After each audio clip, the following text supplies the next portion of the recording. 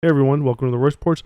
I'm your host Royce, and today we're going to be talking about all the news that came out of PAX West, including updates for Fable and Perfect Dark, as well as what Inxile is currently working on, and the real reason as to why High on Life got pushed back, and maybe potentially Callisto Protocol coming to GamePass. If you're interested in Xbox-centric news and other gaming-related topics, then please think about subscribing. And with that, let's get into it.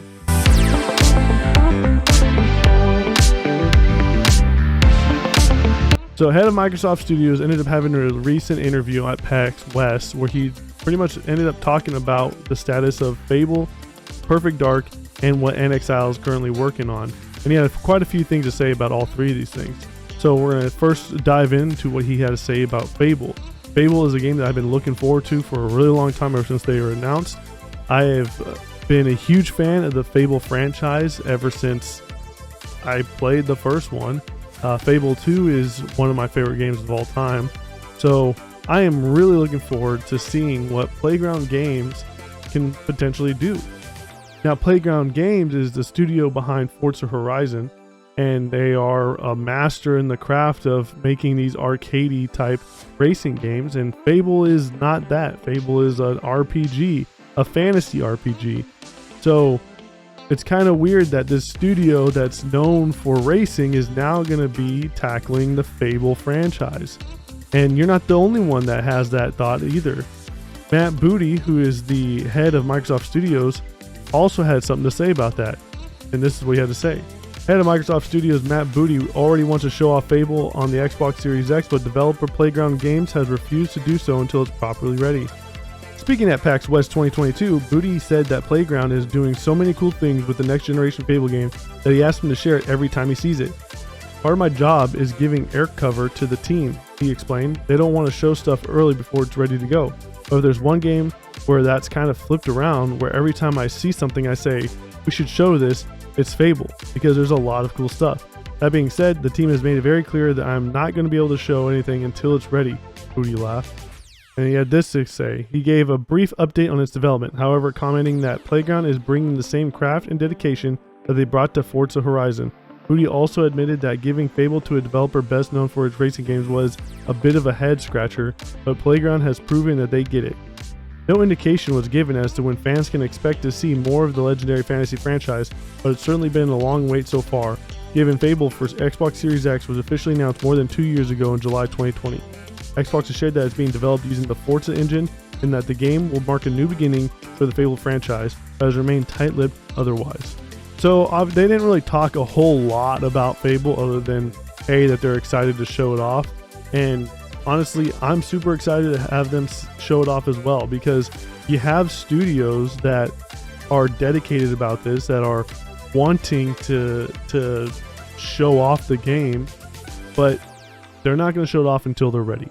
Also, the fact that Microsoft handed that franchise over to Playground Games shows me that, one, that Playground Games must have shown Microsoft something, that they were impressed enough to hand them the reins to the franchise. And two, the fact that Playground Games has not had a miss ever since they've been working on the Forza series. Maybe they've earned a chance to prove themselves. And with this IP and them tackling Fable, this could be the time where they could say, hey, we're not just the Forza Horizon developers. We can also do more, and we are more. So it's pretty exciting to think about them trying to prove themselves.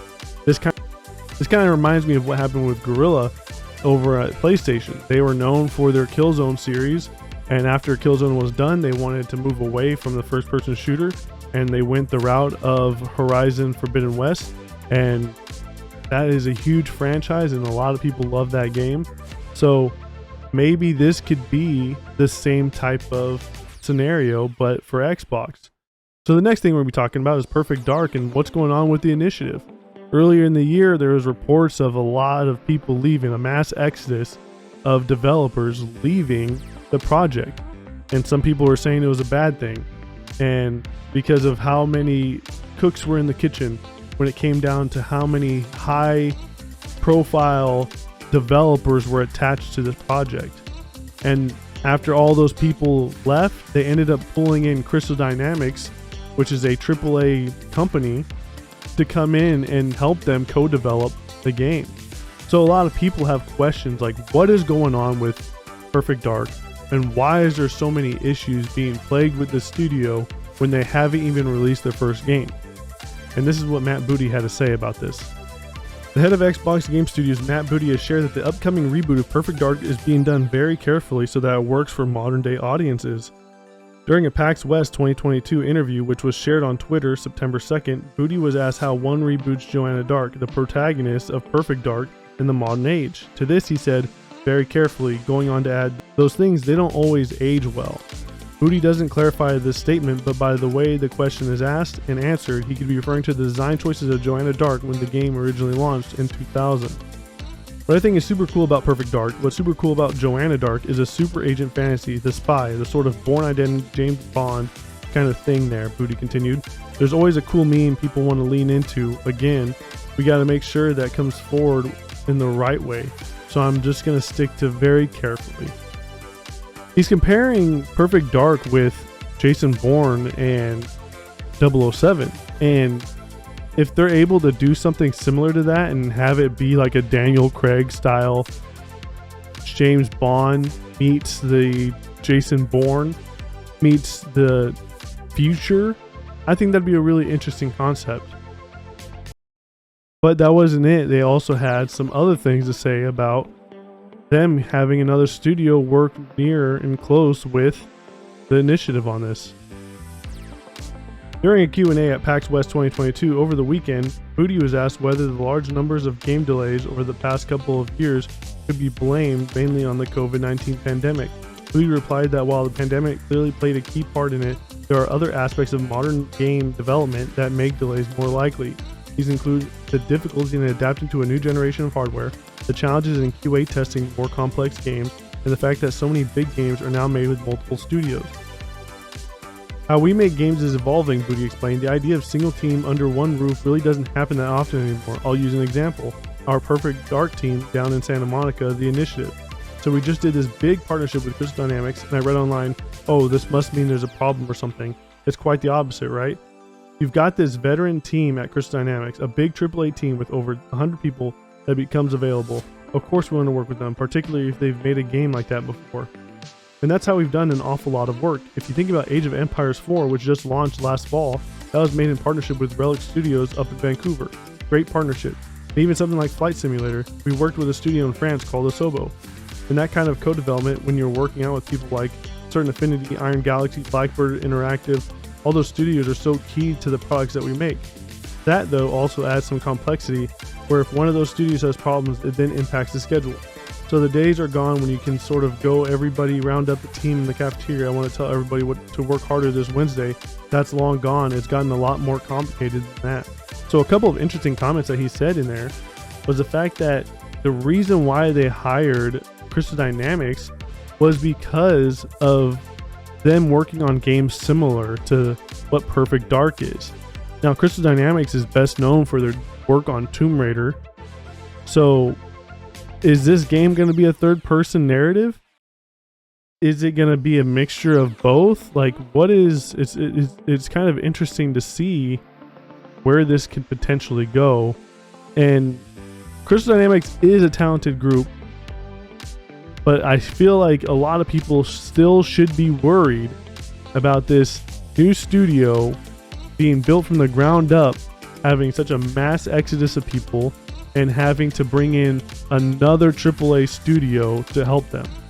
They try to give examples of this with a Plague Tale Innocent creators, Asobo, with Microsoft Flight Simulator, but that was all Asobo working on it. It was there was no other team. It was just them. And they talked about Age of Empires 4, saying Relic Studios worked on that. But again, that was one team. It wasn't a combination of multiple AAA teams working on those two games. So it's weird that he uses them as examples when that's not really the exact same case. He's comparing apples to oranges here. So I still think there should be some worry involved.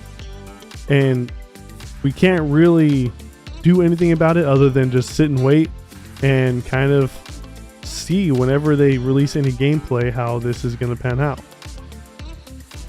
And lastly, concerning what Matt Booty had to say about those studios, is the Inxile Entertainment and what they're working on. He had this to say about that. The head of Xbox Game Studios is most excited about the new first-party RPG in development at Inxile Entertainment. According to Matt Booty, Xbox Game Studios have an interesting slate of games in the pipeline, some of which are still early in concept. He particularly mentioned Inxile Entertainment's project as something really interesting that he's looking forward to sharing more on in the future. Matt further stated that the studio is something really cool coming together. He was recently at the Inxile Entertainment's office alongside the head of Xbox, Phil Spencer, to get a first-hand look at what the studio has been working on. Spencer also had the opportunity to play the current build, so it sounds like the game has been in development for some time and is coming along nicely.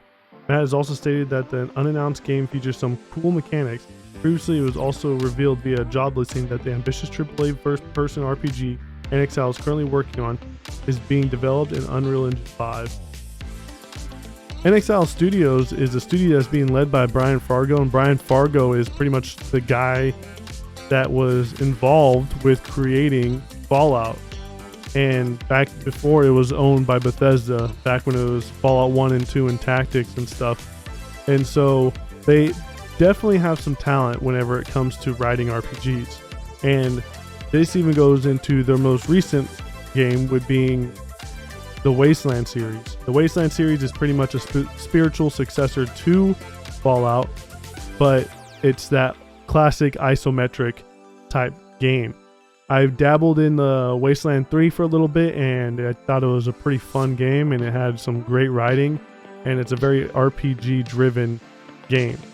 And so them having the backing of Microsoft and being able to produce a AAA RPG that is supposedly set in a steampunk setting is really exciting, and I'm hoping that this goes pretty well. I do trust in this studio based on just their track record with storytelling and choices that actually matter and have consequences. So I'm really stoked to see something similar to that. Now, they talk about how the game has a build already, so maybe next year at E3 or maybe even at the Game Awards we might get a teaser. But we also heard that Compulsion Games and Avowed at Obsidian also had games ready to show, but we haven't seen anything yet. So I don't really know what it means to have a game play tested by these people, because it obviously doesn't really mean a whole lot. But hopefully we'll find out more information soon on that. So is the Callisto Protocol coming to Game Pass? Well, this is what they have to say about that. There's a chance that the Callisto Protocol could come to Game Pass at some point. Xbox Game Pass has been an incredibly successful service since it was released, and it only grows stronger with each passing day.